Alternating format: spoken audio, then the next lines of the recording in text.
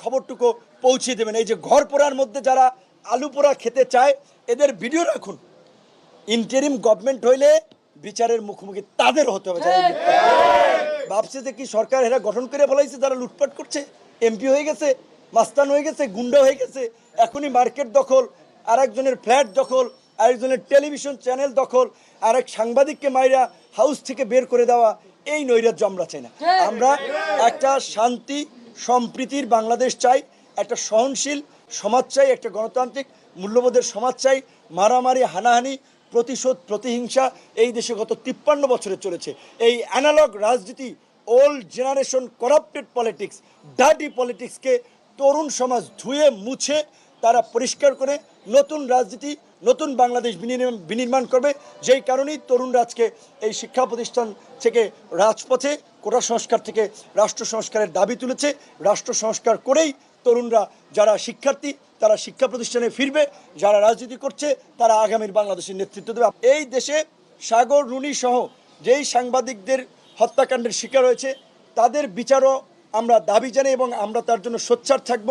যেসব সাংবাদিকরা সরকারের গত 17 বছরে ক্ষতিগ্রস্ত হয়েছেন, অনেকের আমরা জানি দেশে থাকতে পারে, সম্পদ কেড়ে নিয়েছে, তাদেরও আমরা পাশে থাকব।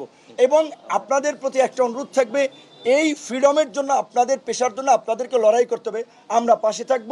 এবং আমরা যে গণতন্ত্রের জন্য লড়াই করছি সেই লড়াইয়ে নাগরিক হিসেবে আপনারা পাশে থাকবেন। আপনাদের মাধ্যমে পুরো দেশবাসীকে ধন্যবাদ এবং কৃতজ্ঞতা জানাই, যারা আমার মুক্তির জন্য কথা বলেছেন, আমার জন্য প্রতিবাদ করেছেন, দোয়া করেছেন। এই যে ভালোবাসা, এইটার জন্যই আসলে আমাদের রাজনীতিটা করা।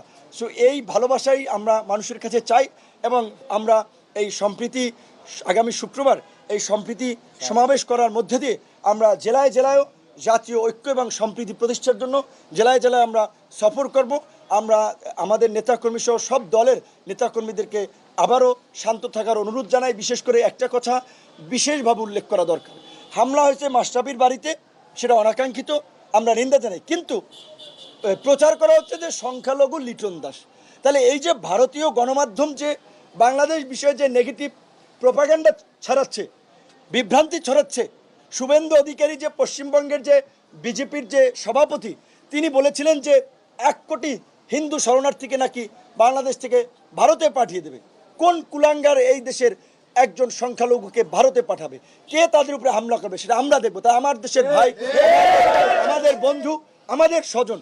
বরঞ্চ আমরা যেটা তথ্য পাচ্ছি, এখানে আওয়ামী লীগাররা, দেশের যাই চেলা চামুন্ডা লেসপ্যান্সার আছে তারা এবং ভারতীয় গোয়েন্দা সংস্থা রয়ের ষড়যন্ত্রে বিভিন্ন জায়গায় এই সংখ্যালঘুদের উপরে হামলা হচ্ছে এবং এই ঘটনাকে বিশ্ব মিডিয়ায় প্রচার করার জন্য যে এই যে বাংলাদেশে মৌলবাদের উত্থান হচ্ছে, উগ্রবাদীরা রাষ্ট্র ক্ষমতা দখল করছে, সেখানে সংখ্যালঘুরা নিরাপদ দেয়। কিন্তু আমি বিএনপি, জামাত, গণ অধিকার পরিষদ সহ সকল রাজনৈতিক দলকে অনুরোধ করব, যেই যে এলাকায় সংখ্যালঘুরা আছে আপনারা তাদের সহ একটা কমিটি করে তাদের ঘর বাড়ি সম্পদ আপনারা